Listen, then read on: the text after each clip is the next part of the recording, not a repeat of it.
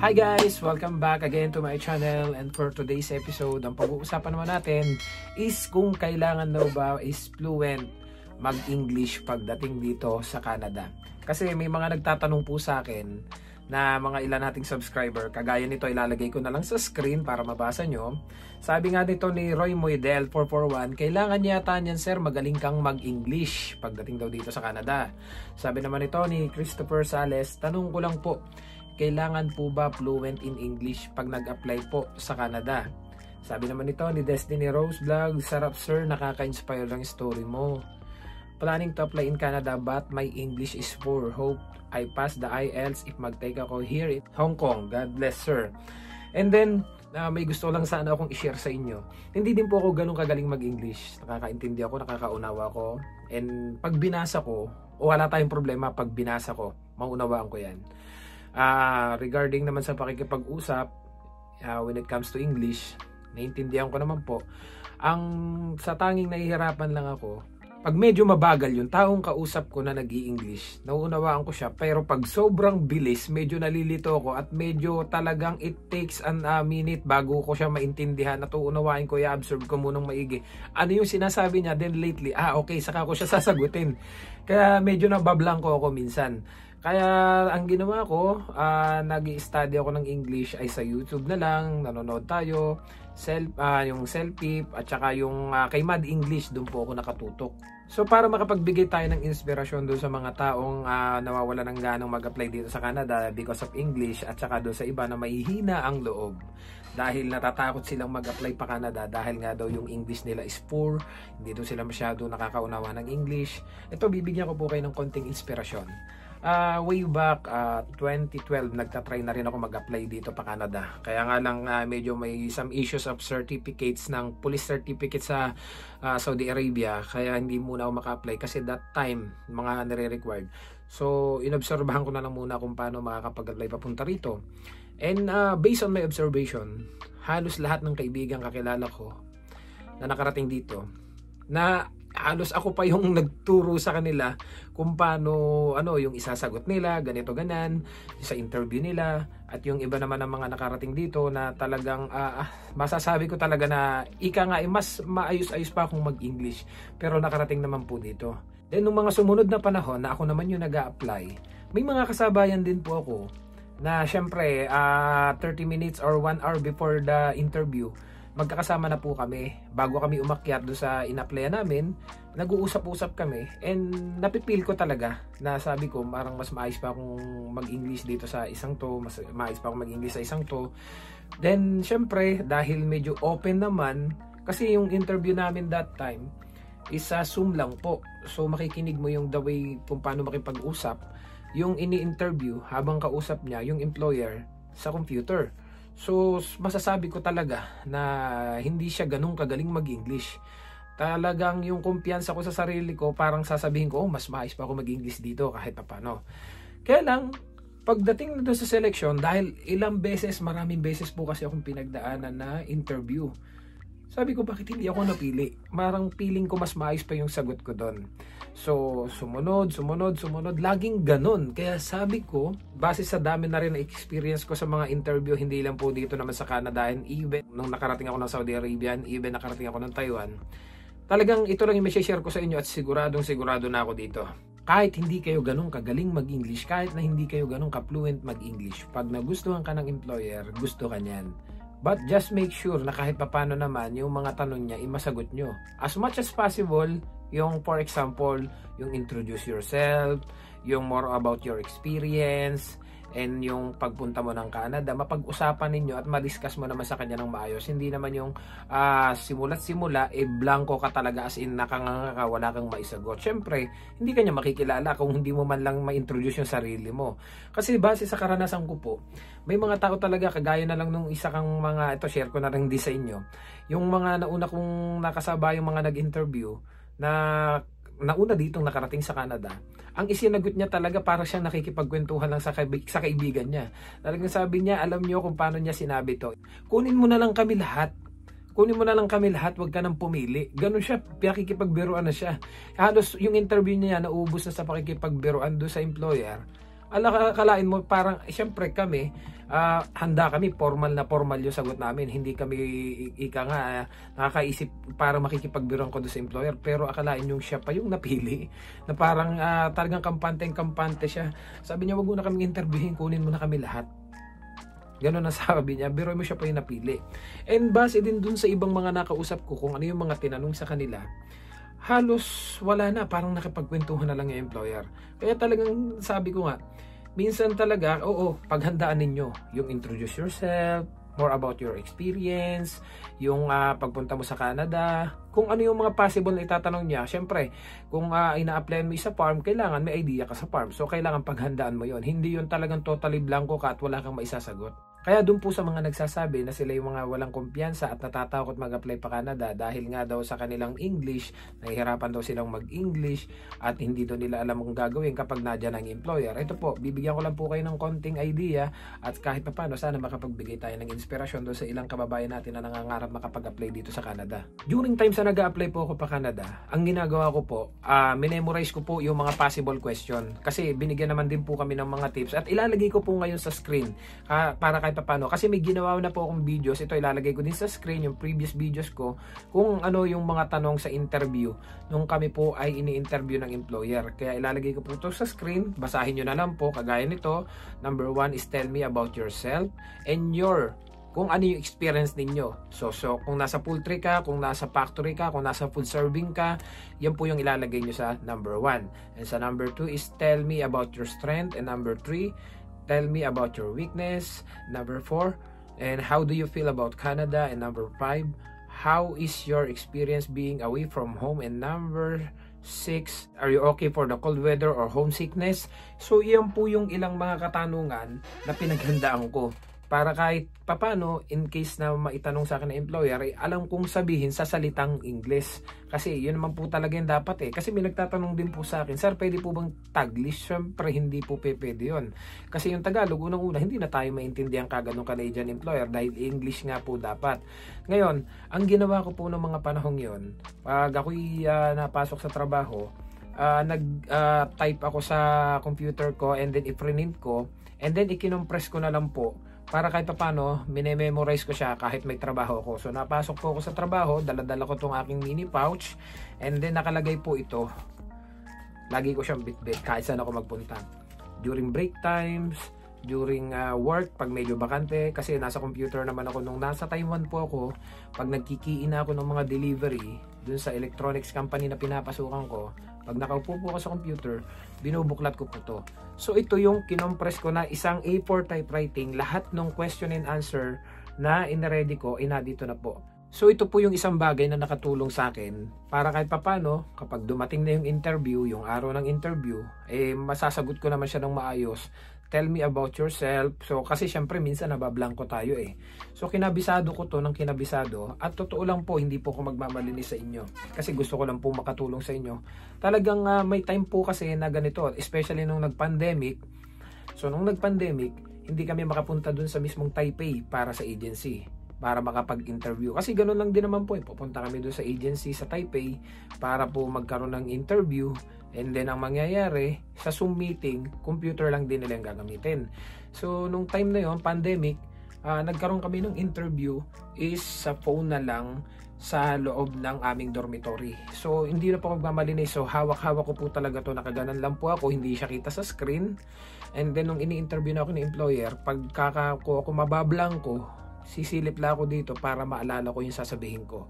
Kung pandadaya po at may natapakan po akong tao, pasensya na po. Pero sa tingin ko wala naman po akong natapakan tao dahil sa ginawa kong ito. Totoo lang po, ito pong ginawa kong to ay nagpatulong pa din ako doon sa mga newcomers ng Taiwan. Kasi may mga tinuruan ako doon pagdating sa Taiwan. Syempre mga new graduate, mga fresh graduate. Samantalang ako, sobrang tagal ko na nagtatrabaho abroad. So syempre, yung knowledge natin when it comes to English hindi na ganong kahasa kasi sila mga bagong graduate sila. So kapag may mga kaibigan tayong nalalapitan, sinasabihan ko sa kanila, uy, patama naman ako ng grammar ko, tama ba? Kuya, ganito yan. So salamat kay si DJ yung nagtuturo sa akin ng iba, kuya, ganito ay tama mo yan, ganito, ganan. So nung ko na siya, nung naitama ko na lahat, doon ko siya i-print para kahit papaano may pattern ako kung ano yung sasagot ko kapag interview. Pero hindi ko po isinasuggest na gawin nyo ito kapag may interview, especially lalo na kung ang interview nyo po is personal, yung kaharap nyo talaga yung interviewer. At saka kung sa kinatagalan naman po kasi sa dami ng interview ko nga na hindi nakapasa, na-memorize ko na po ito. So parang wala na, hindi ko na rin to halos nagagamit kasi sa araw-araw kong pagbabasa nito, na-memorize ko na to. Ngayon, kung natatakot po kayo dahil sa English ninyo ay hindi siya ganon kaganda or hindi magandang pakinggan sa iba, kasi alam niyo naman po mga kasama natin Pilipino, mga bully yan eh. For example, kapag nag-i-English tayo mga Pilipino, pagtatawanan tayo ng mga kasama nating mga kababayan natin nasa paligid natin. Pero sa totoo lang po, dito sa Canada, intindi po yan ng mga puti. Wala pa po ako na-experience dito na mga Canadian na pinagtawanan yung English ng mga Pilipino. Kalimitan po ng mga bully dito ay mga kapwa natin Pilipino. At even hindi lang dito, kahit nasa Pilipinas nga tayo kahit nasa Taiwan ako, pag nag-i-English kapag tatawanan ka ng kapwa mo Pilipino. Pero yun sa mga Canadian, hindi nyo po yung mararanasan. Kalimitan po kasi nakakatawa na lang naisipin na kapag yung puti or yung ibang lahi nagtatagalog, sasabihin ng kababayan natin, wow, cute naman niya, galing naman niya, ganan. Oh, so funny, ganan. Pero pag yung kababayan na natin, ang nag-i-English naman, pagtatawanan ng mga kababayan natin. And even my own experience here in Canada, na kapag may mga kausap akong puti na nakikipag-usap ako, biglang may sisingit at feeling niya siya yung mas magaling mag-English. So pinababayaan ko na lang. Sabi ko, naunawaan ko naman bakit kailangan pa niyang sumingit, kailangan pa niyang i-correct or ay nagkakaayos naman yung usap namin mula umpisa hanggang matapos. Tapos parang alam mo yung parang mga pabibo, parang mga ganon. So hindi ko na lang po iniintindihan. Basta ako, continue lang ako nag-aaral ng English ko, nanonood ako sa YouTube. Walang magagawa Pilipino tayo, Tagalog ang ating lingwahe. Hindi naman tayo English talaga kagaya ng ibang mga pinanganak dito sa Canada. Kaya nga sabi ko, hinahayaan ko lang yung mga ganon. Ilang beses ko pong na-experience yan. Meron pa pinagtatawanan yung English ko And then yung taong nagtatawa sa English ko, hindi ko makakalimutan, sinabi niya, hindi ka naiintindihan yan, ganan. He cannot understand you, sabi niya ganon. Pero alam niyo po, lahat ng mga taong ganon na gumawa sa akin ng ganon, until now hindi sila makapasa-pasa sa self-pip. Kasi ako po, awa ng Diyos, sa pag-susumikap ko na ma-improve yung English ko, nag-take po ako dito ng self-pip para nga po magamit ko dun sa aking permanent residency para po sa kaalaman ng lahat. Yung iba po kasing nakakarating dito sa Canada na walang IELTS, walang self-pip, pwede po. May mga gano'n naman po kasing pagkakataon na nakakaalis papunta dito sa Canada na walang self-pip, walang IELTS.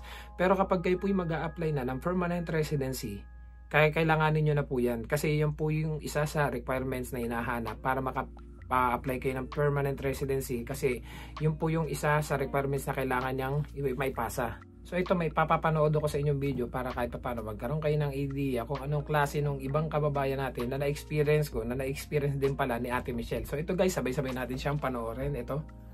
Dati, nung bago ako sa Canada, nung nagsiserve na ako sa customer, syempre, ina-absorb ko yung mga sinasabi nila. Bago pa lang ako, hindi naman ako ganun kagaling sa English. Ina-absorb ko yung mga sinasabi nila sa utak ko. Syempre, para alam ko yung sasabihin ko.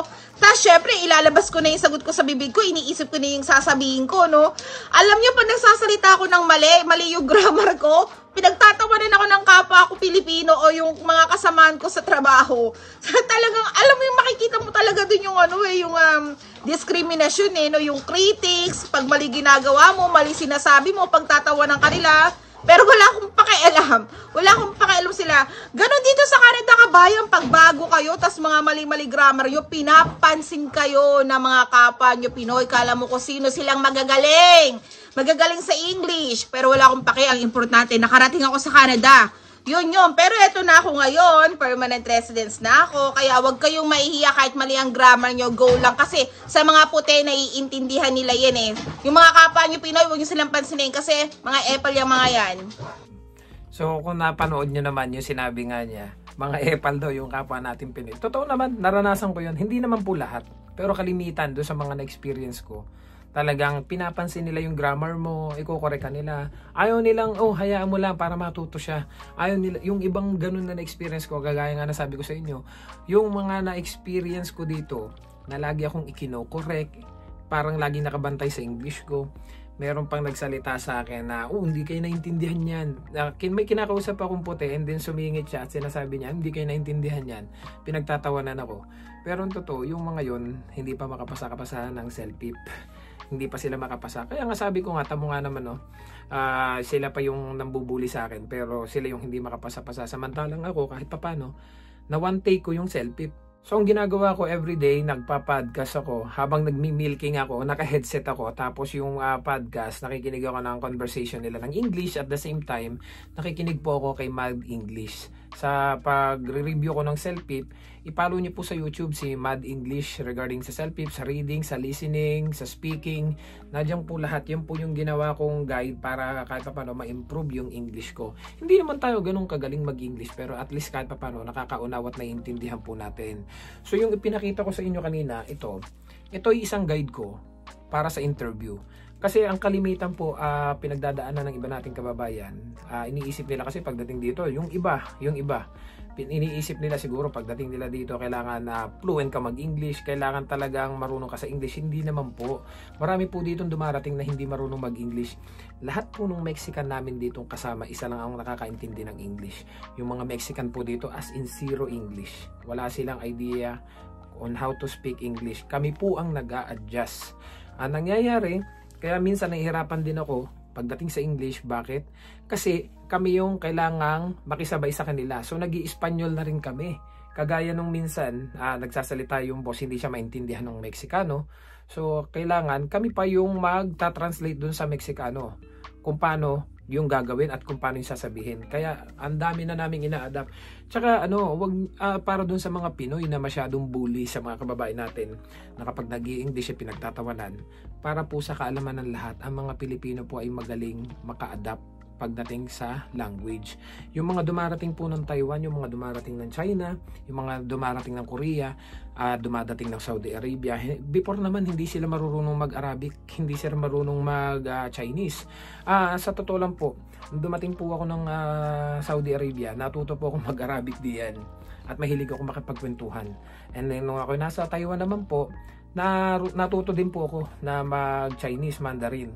Kaya talagang everyday kapag nakikipag-usap ako, mahilig ako mamasyal, nakikipag-usap ako sa mga Taiwanese. At madalas napapagkamalan pa akong Taiwanese dahil sabi nga ng mga nakakausap ko, ilang taong ka na dito, ba't ang galing mo mag-Mandarin? Kaya that time parang pinag-iisipan ko na mag-apply as coordinator kasi nga para magamit ko yung aking pagmamandarin.